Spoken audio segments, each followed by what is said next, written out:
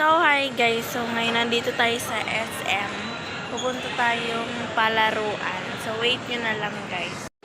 So, yan na guys. Aakyat na tayo sa escalator in SM.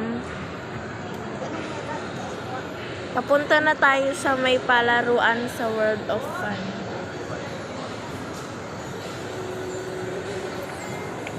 Yan na guys. Papunta na tayo.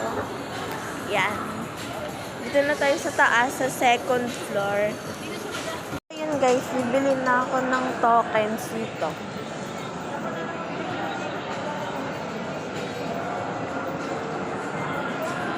Yan. Bibili na tayo ng tokens dito guys.